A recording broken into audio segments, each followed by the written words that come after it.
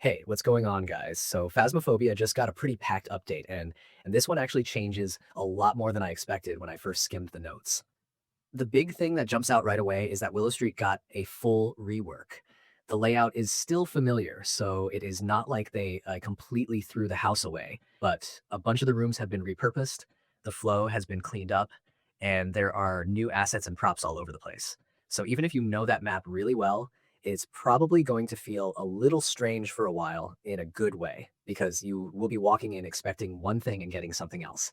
And honestly, that feels like the right kind of update for a game like this, because the more you play Phasmophobia, the more little routine habits you build up. You know where to go, where to hide, which corners you check first, and all that. So when a map gets adjusted like this, it forces you to actually pay attention again instead of running the same route every single time. They also added keybinds for equipment slots on PC, which is one of those changes that sounds simple, but is actually huge once you get to a contract. Now you can switch equipment with the 1, 2, 3, and 4 keys, and you can rebind them too. That is the kind of thing that just makes the game feel cleaner immediately. No fussing around, no extra delay, just faster swapping when things get tense. Another nice quality of life change is the watch inspection keybind. You can now check the watch whenever you want, and it is mapped to left D-pad on controller and H on keyboard by default, with full rebinding support.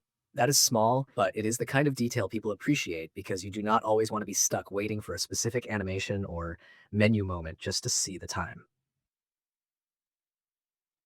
The photo and media stuff got some attention too. You can now take a separate photo for an EMF level 5 reading, and photo cameras now get the same highlight frame that video cameras use. On top of that, the game will prioritize the most rewarding or unique evidence when there are multiple things in frame. That should make a lot of frustrating photo moments a little less annoying, because sometimes you line up a perfect shot and the game decides to care about something else. Now, it sounds like it should do a better job of picking the thing that actually matters. There's also a new ghost in the mix, the Dale DeGast, and for the first few weeks, it is supposed to show up more often in contracts. That is always fun after a big update, because everybody gets to relearn a bit of the game at the same time. New ghost, new habits, new mistakes, all of that. Movement and animations got a pretty serious pass too. The walking and turning animations have been updated, the legs no longer use procedural IK, and the body no longer moves in that way that caused held items to shift around oddly while walking. In VR, there are new character animations, improvements to the belt, and turning now happens instantly based on where you are looking instead of locking you into fixed angles. They also made the journal open instantly in VR, which is the kind of change that people will notice the second they load in.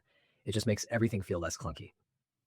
A lot of the interaction animations were also trimmed down to speed things up. Grabbing, dropping, moving doors, and hovering over interactable objects no longer have those long character hand animations slowing you down in the same way. And you can cancel use animations by pressing the use button again during the animation.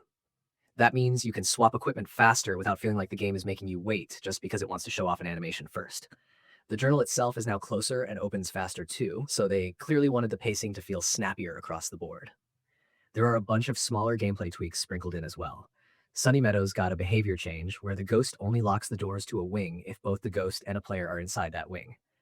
Eye adaptation now adjusts lighting quicker when you open and close the journal, and console players can turn eye adaptation on or off. The Obake shapeshift now counts toward the ghost video objective. And for the Apocalypse challenge, you can now capture any media instead of being locked into only one specific kind of photo. The tutorial also got adjusted, so recording ghost orbs is now required instead of just getting them inside the camera screen. They did not stop there either, because the fix list is massive.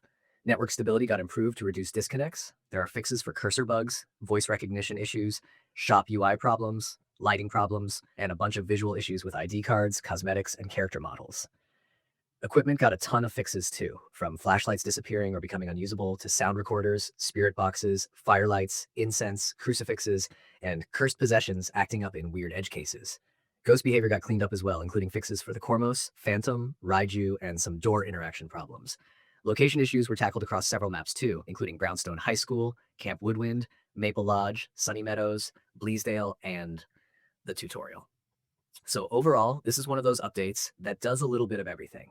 It gives the game a fresher feel, it makes the controls faster, it smooths out a lot of rough edges, and it sneaks in enough gameplay changes that even experienced players are going to notice the difference pretty quickly. It feels like the kind of patch that is not just about adding one big thing, but about making the whole experience easier to play, easier to read, and less annoying in the moment, which is exactly what a game like this needs when you have been playing it for a long time.